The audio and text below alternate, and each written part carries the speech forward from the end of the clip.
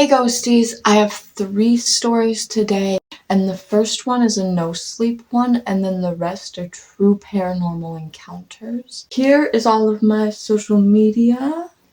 I finally got a new tripod and I'm so happy about it. It is so much better than my old one, and the quality is insanely good. Like, it is so good. We are going to the fair tomorrow. The vlog for that actually came out on Tuesday, so if you haven't had the chance to watch that yet, go watch that after you watch this video.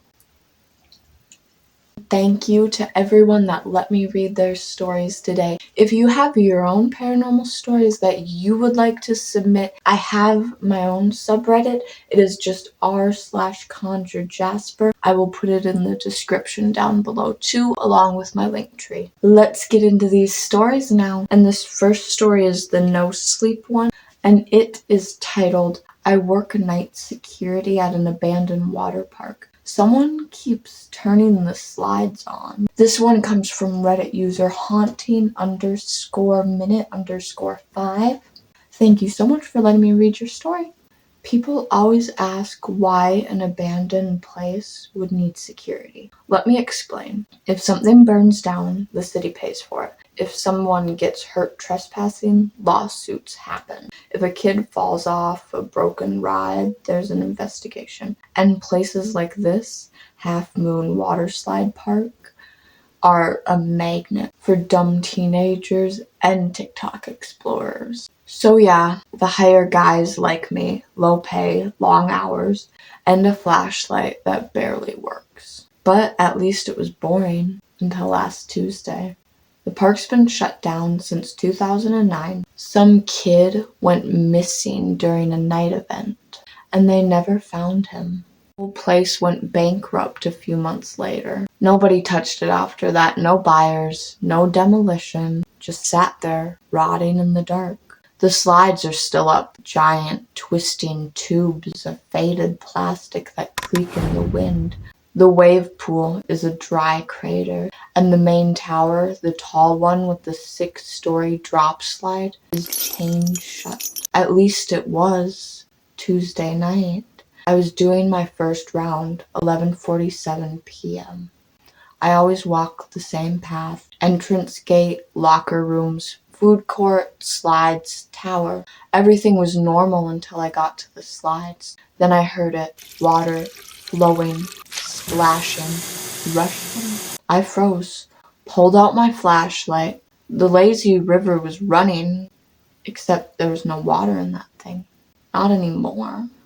Just cracked cement and a few raccoon bones. And yet, I could hear it rushing past me, echoing down the path. I walked over to the control hut. The power box was open. The main switch was on.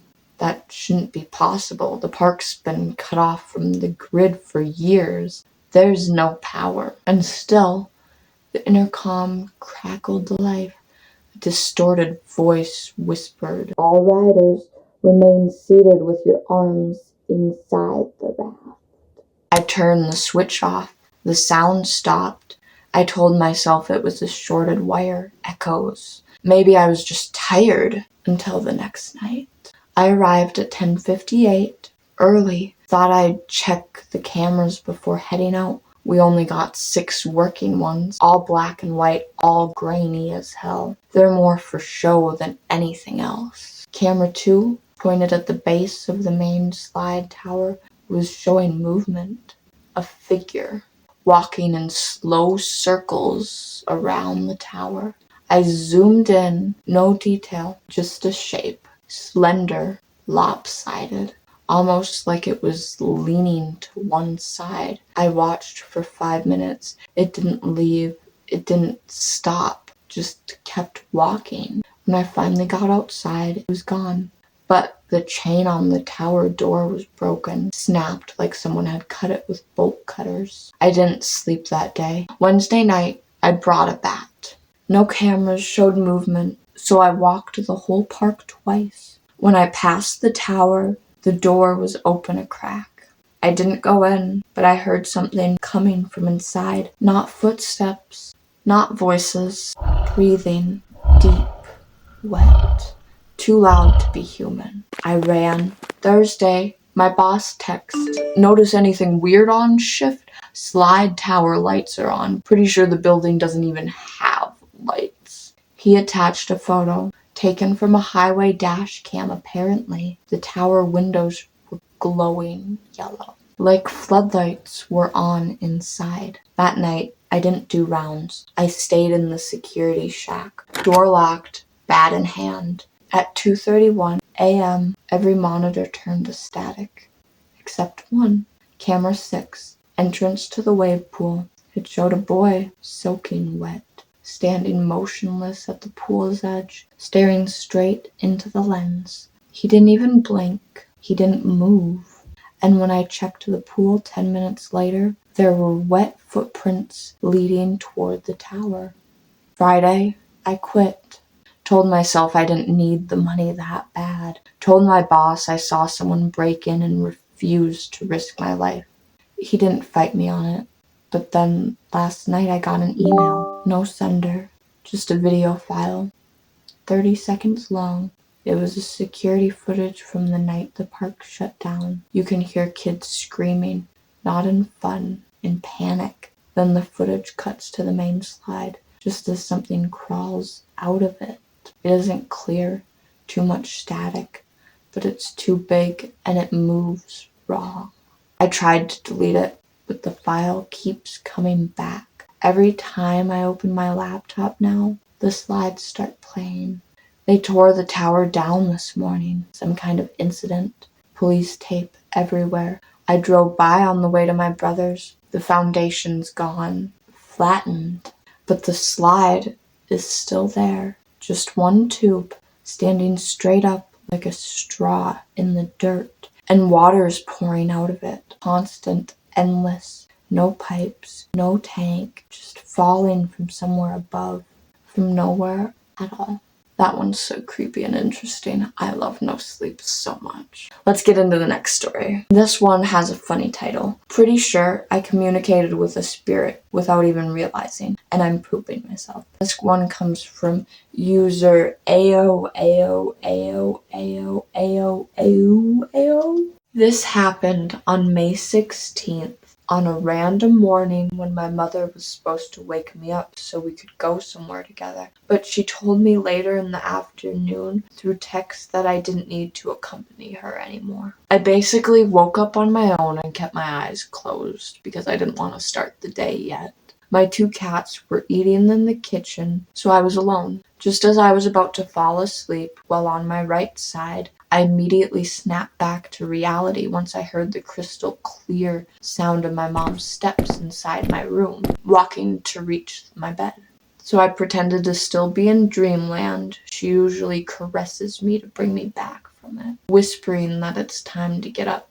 And I felt her hand on my left arm. Through no words, only her presence. I knew I had to keep up with the act a little more to make it seem natural. But my perception of reality quickly faltered as soon as she touched me. My vision darkened even more, if not into a sort of scary spiral. And then I got hit by nausea, which I rarely ever experienced. The dizziness was so extreme that it put me into an existential crisis, reminding me of how bad life can be and how I didn't want to be alive. If bad stuff like this can just be thrown at you. I also felt a hole forming at the center of my chest. Like my heart and my whole being were suppressed, attacked, and overwhelmed by life's troubles. On top of all this, the thoughts that came through my head were somehow forced, meaning I didn't put much effort into constructing a sentence. It was like my truest beliefs were making themselves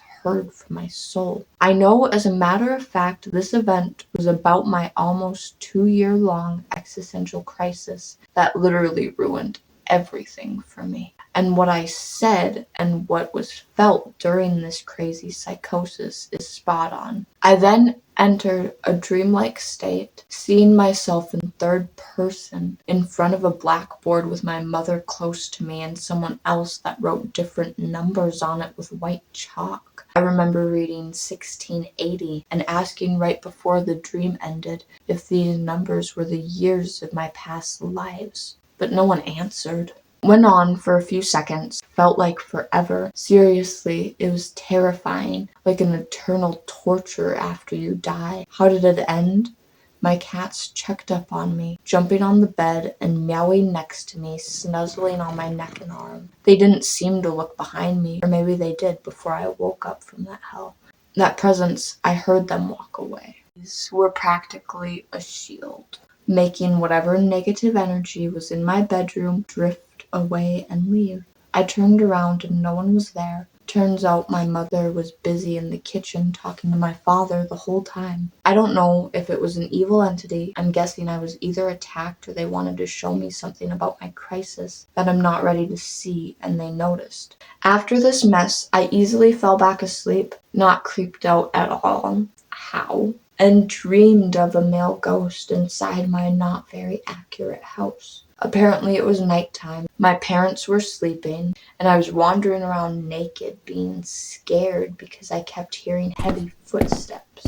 I even tried to hide until I finally met the ghost.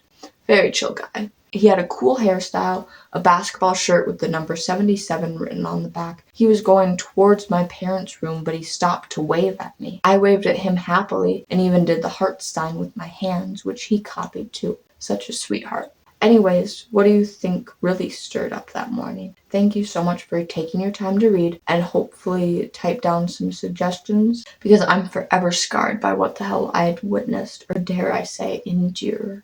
P.S. I just reread my post. It honestly sounds so fake, but I don't know how to convince you otherwise. That is so scary. Like, that's just crazy. That would send me crazy, and I would not be able to sleep after that, because what do you mean a ghost is just gonna touch you and make you, like, see some shit that feels like you're in it for years when it's only been a few minutes? That is my worst nightmare. This third and final story is titled Mother's Ghost, and it comes from Reddit user ThatTransformersGuy. Thank you so much for letting me read your story. So, to keep this story shorter, my mom had drug problems after I was born, and I had to be taken away from her when I was like 4 and lived with my grandparents. Flash forward 2 years, and I woke up one night during the summer and felt weird about something. I looked at the corner of my bed and saw a woman standing there. I didn't recognize this woman and didn't know what to do except stare at her. After maybe a minute, she faded away and I was too scared to go back to bed. Morning came, and my grandma had called my sister and I into the living room. I thought it was going to be for chores to do around the house, but when we went to the living room, my grandma looked afraid and upset. She told us, "Your mommy was hurt by a very bad man last night." My sister immediately started crying and ran to her room. I, on the other hand, didn't quite understand what my grandmother had meant, since I was just 6. About, I think, a week later, my grandpa had asked me if I remembered who my mom was. I shook my head and said no. I had no recollection of her. My grandpa took his phone out and showed me a family photo of him, my grandma, my dad, and my mom.